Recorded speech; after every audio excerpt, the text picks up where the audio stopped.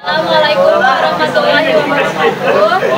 Sebelumnya izin memperkenalkan diri, nama saya Fauzi Aulia Zahra dengan NIM 24911079. Saya Adik Gajar Pratama dengan NIM 24151123. Kami dari kelompok 4 akan menjelaskan tentang analisis pelaporan keuangan untuk menilai kerja keuangan PT Bumi Research Tbk dengan periode 2009 sampai 2011.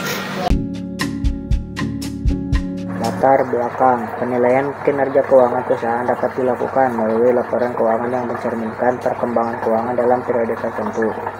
Agar laporan ini bermanfaat, pihak terkait diperlukan analisis hubungan antar pos dalam laporan, yang disebut analisis laporan keuangan. Penelitian ini bertujuan untuk mengevaluasi kinerja dengan PT Bumi Resources Tbk menggunakan rasio rentabilitas, likuiditas, dan solvabilitas. Dengan metode deskriptif kuantitatif, hasilnya menunjukkan bahwa dari likuiditas dan profitabilitas kondisi perusahaan tergolong baik meskipun terjadi fluktuasi selama 2009 sampai 2011. Dan dari sisi solvabilitas, perusahaan berada dalam posisi solvable karena memiliki modal yang cukup untuk menjamin utang ke kreditor. Lanjut, tujuan penelitian. Tujuan penelitian adalah untuk mengetahui kinerja keuangan PT Bumi Resources Tbk berdasarkan rasio likuiditas, rentabilitas, dan solvabilitas.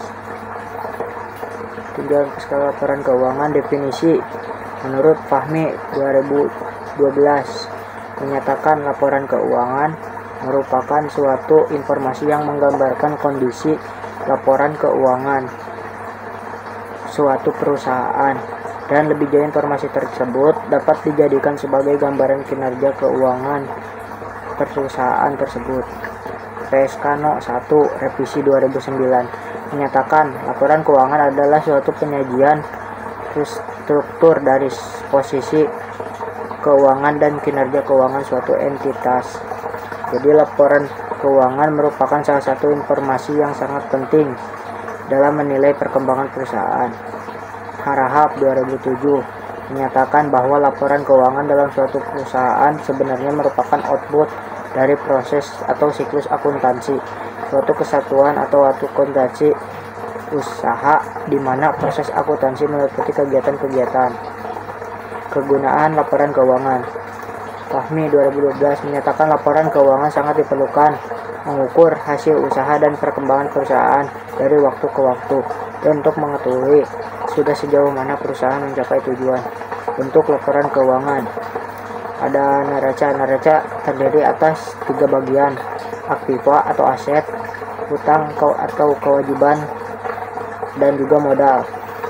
Ada juga laporan rugi laba.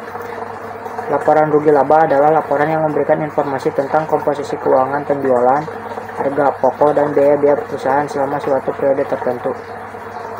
Kinerja perusahaan. Definisi kinerja keuangan adalah suatu analisis dilakukan untuk melihat sejauh mana suatu perusahaan telah melaksanakan dengan menggunakan aturan-aturan pelaksanaan keuangan dengan baik dan benar. Manfaat kinerja. Mengolah operasi organisasi secara efektif dan efisiensi melalui pemotivasi karyawan secara maksimal, membantu pengambilan keputusan yang berhubungan dengan karyawan seperti promosi, transfer, dan pemberhentian, mengidentifikasi kebutuhan pelatihan dan pengembangan karyawan dan menyediakan kriteria promosi dan evaluasi program pelatihan karyawan, menyediakan umpan balik karyawan bagaimana atas menilai kinerja mereka, menyediakan suatu dasar dengan distribusi penghargaan. Rasio keuangan yang sering digunakan dalam mengukur kinerja keuangan perusahaan adalah sebagai berikut: likuiditas, solvabilitas, profitabilitas. Metode penelitian. Metode pengumpulan data. Jenis data yang digunakan dalam penelitian ini adalah data kuantitatif, yaitu data yang diukur dalam suatu skala numerik atau angka diperoleh dengan mengukur nilai satu atau lebih variabel dalam sampel atau populasi.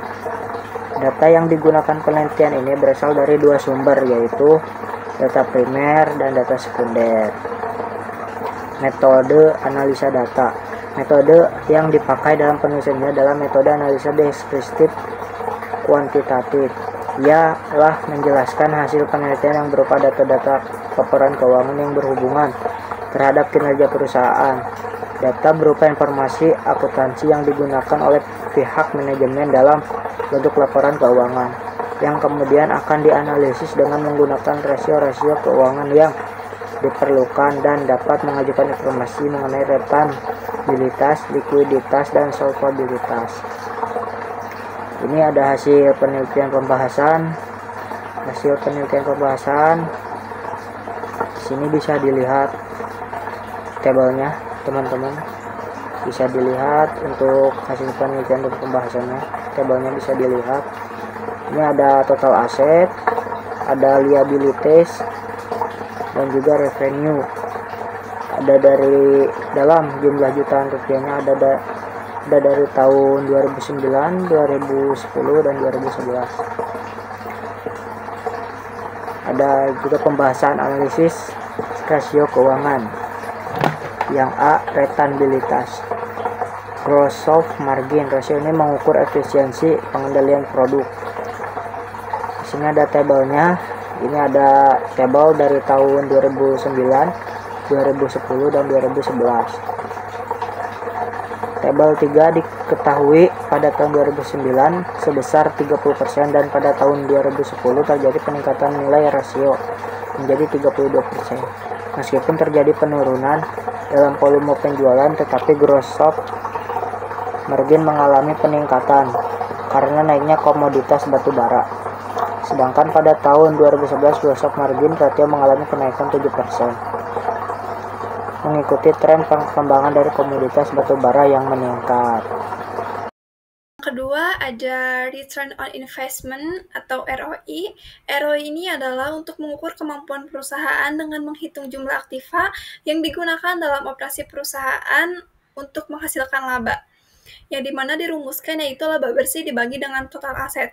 Yang sebagai contoh pada tahun 2009 memiliki laba bersih sesudah pajak yaitu 1.790.218, lalu dibagi dengan total aktiva sebesar 55.933.615 sehingga menghasilkan ROI adalah 3,2%. Dari tabel berikut diketahui pada tahun 2009 sebesar 3,2% dan pada tahun 2010 nilai rasio ini mengalami peningkatan dari 3,2% menjadi 3,7%.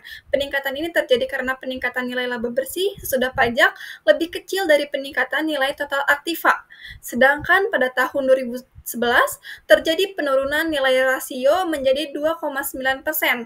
Penurunan ini terjadi karena nilai laba bersih sesudah pajak lebih kecil dari peningkatan nilai total aktiva. Lalu yang C ada Return on Equity atau ROE. ROE ini digunakan untuk mengukur tingkat pengembalian perusahaan dalam menghasilkan keuntungan dengan memanfaatkan ekuitas yang dimiliki oleh perusahaan. Dengan rumus, laba bersih dibagi dengan ekuitas, di mana laba bersih ini sebagai contoh pada tahun 2009 mempunyai laba bersih sebesar 1.790.218, lalu dibagi dengan total modal sebesar 7.440.367 sehingga menghasilkan ROE sebesar 24,6%. Tabel ini diketahui pada tahun 2008 sebesar 24,06% dan pada tahun 2009 nilai rasio ini menurun menjadi 20,17%. Ini terjadi karena peningkatan pada nilai laba bersih sesudah pajak lebih kecil daripada peningkatan nilai total modal. Sedangkan pada tahun 2011 juga terjadi penurunan nilai rasio yang drastis menjadi 18,28% akibat terus-menerusnya nilai laba bersih sesudah pajak. Lalu yang D ada net profit margin, di mana net profit margin ini merupakan rasio yang digunakan untuk mengukur laba bersih sesudah pajak dibandingkan dengan volume penjualan. Yang dimana dirumuskan adalah laba bersih dibagi dengan penjualan. Contohnya pada tahun 2009, Perusahaan ini memiliki laba bersih sebesar 1.790.218, lalu dibagi dengan penjualannya sebesar 34.451.217, sehingga menghasilkan net profit margin-nya yaitu 5%. Hasil perhitungan dari tabel berikut diketahui pada tahun 2009 sebesar 5% dan pada tahun 2010 terjadi peningkatan nilai rasio sebesar 4% menjadi 9%, sedangkan pada tahun 2011 terjadi penurunan nilai rasio menjadi 5%. Penurunan ini terjadi akibat menurunnya nilai laba bersih, sedangkan penjualan terjadi peningkatan. Tadi kita sudah membahas rentabilitas, maka kita sekarang adalah membahas likuiditas. Likuiditas ini adalah kemampuan suatu perusahaan untuk memenuhi kewajiban jangka pendeknya dan melunasi utang-utang yang ada, yaitu terdiri dari A, yaitu current ratio. Current ratio merupakan untuk menunjukkan hubungan antara aktiva lancar dengan kewajiban lancar dari suatu perusahaan. Yang dirumuskan, aktiva lancar dibagi dengan hutang lancar. Contohnya pada tahun 2009 memiliki aktiva lancar sebesar 17.362.618 dan dibagi dengan hutang lancar yang sebesar 15.886.176 sehingga menghasilkan current ratio sebesar 1,09. Pada tabel ini menunjukkan bahwa pada tahun 2009 sebesar 1,09 dan pada tahun 2010 ini terjadi peningkatan pada nilai rasio yang naik menjadi 1,88. Peningkatan ini terjadi karena nilai pada aktiva lancar yang jauh lebih besar dari peningkatan nilai hutang lancar. Sedangkan pada tahun 2011 terjadi penurunan rasio menjadi 1,01. Hal ini terjadi karena hutang lancar perusahaan yang bertambah drastis. Lalu di sini yang B ada quick ratio. Rasio ini merupakan rasio uji cepat yang menunjukkan kemampuan perusahaan membayar kewajiban jangka pendek dengan aktiva lancar tanpa memperhitungkan persediaan, yang dirumuskan sebagai aktiva lancar dikurang persediaan lalu dibagi dengan hutang lancar, di mana aktiva lancar pada tahun 2010 ini sebesar 23.161.472 dikurang dengan persediaan pada 2010 ini, yaitu persediaannya sebesar 1.066.489 lalu dibagi dengan hutang lancar sebesar 12.277.283 lalu menghasilkan quick ratio sebesar 1,79. Maka diketahui pada tahun 2009 quick ratio sebesar 1,01 kali dan pada tahun 2010 terjadi peningkatan pada nilai rasio menjadi 1,79. Peningkatan ini terjadi karena penurunan yang ada pada nilai hutang lancar. Sedangkan pada tahun 2011 terjadi penurunan pada nilai rasio menjadi 0,95. Hal ini disebabkan adanya peningkatan nilai hutang lancar yang sangat besar, sedangkan nilai aktiva lancar yang tidak begitu mengalami perubahan. Selanjutnya ada cash ratio. Cash ratio merupakan rasio untuk mengukur seberapa besar uang kas yang tersedia untuk membayarkan hutang. Pada tahun 2009 sebesar 0,03. Hal tersebut menunjukkan rasio kas yang kurang baik. Dan pada tahun 2010 terjadi peningkatan nilai rasio yang drastis menjadi 0,16. Peningkatan ini terjadi disebabkan oleh adanya peningkatan nilai yang sangat besar pada nilai kas dan setara kas, serta penurunan pada bagian hutang lancar. Sedangkan pada tahun 2011 terjadi penurunan nilai rasio menjadi 0,027 yang dirumuskan. Cash ratio ini dirumuskan dengan kas dibagi dengan hutang lancar. Selanjutnya ada inventory to net working capital. Rasio ini digunakan untuk mengatur atau membandingkan antara jumlah persediaan yang ada dengan modal kerja perusahaan. Dirumuskan yaitu persediaan dibagi dengan modal kerja, di mana persediaan ini pada tahun 2009 sebesar 1.305.157 dibagi dengan aktiva lancar sebesar 17.362.618, lalu dikurangi dengan hutang lancar sebesar 15.886.176 sehingga menghasilkan inventory to net working capital sebesar 0,88. Dari tabel berikut diketahui pada tahun 2009 nilai rasio ini adalah 0,88 dan pada tahun 2010 terjadi penurunan nilai rasio menjadi 0,09. Penurunan nilai rasio ini terjadi akibat menurunnya nilai persediaan, sedangkan pada tahun 2011 terjadi peningkatan nilai rasio menjadi 3,93. Lalu selanjutnya ada solvabilitas. Sebelumnya solvabilitas ini adalah kemampuan perusahaan untuk memenuhi semua kewajibannya, baik utang jangka pendek maupun jangka panjang. Yang dimana yang pertama ada debt ratio.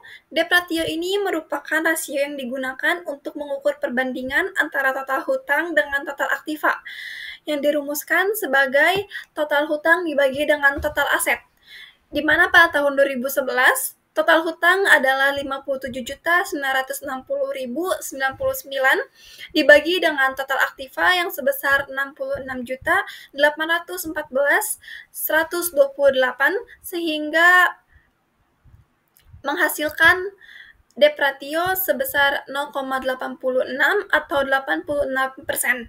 Hasil perhitungan dari tabel tersebut diketahui pada tahun 2009 nilai rasio ini adalah 86% dan pada tahun 2010 terjadi penurunan nilai rasio menjadi 81%.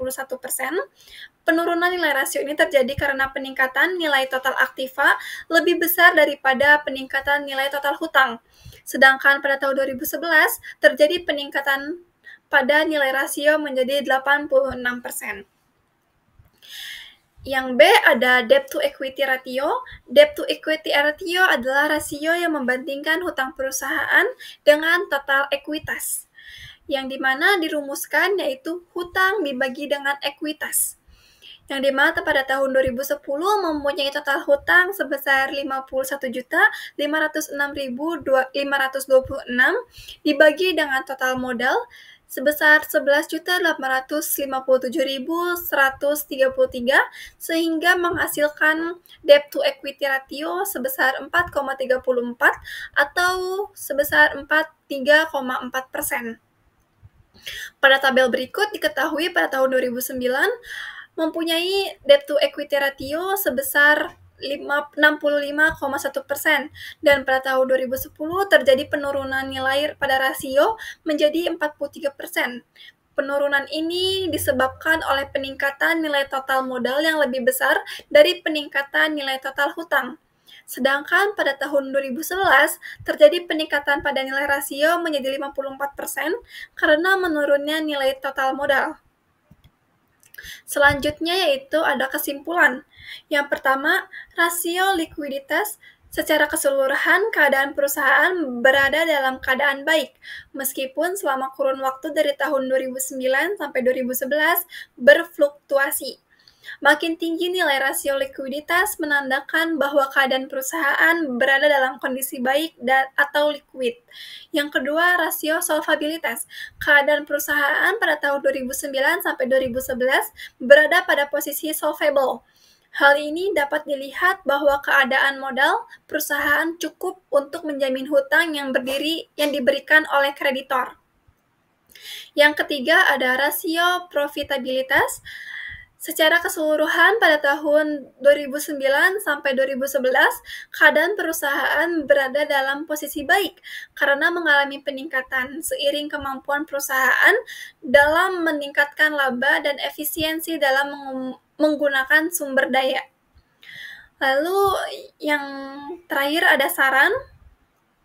Yang pertama, perusahaan harus meningkatkan likuiditasnya meskipun dalam kondisi likuid tetapi akan lebih baik jika perusahaan meningkatkan likuiditasnya untuk menjaga kepercayaan bagi para kreditur. Yang kedua, ada solvabilitas perusahaan berada pada posisi baik. Keadaan ini harus dipertahankan agar perusahaan tidak mengalami kesulitan dalam melunasi kewajibannya pada saat jatuh tempo. Lalu yang ketiga ada profitabilitas, perusahaan berada dalam posisi yang baik. Hal ini menunjukkan bahwa keberhasilan perusahaan dalam menghasilkan laba dalam keadaan baik dan keadaan ini harus tetap dipertahankan oleh perusahaan. Lalu ada daftar pusaka.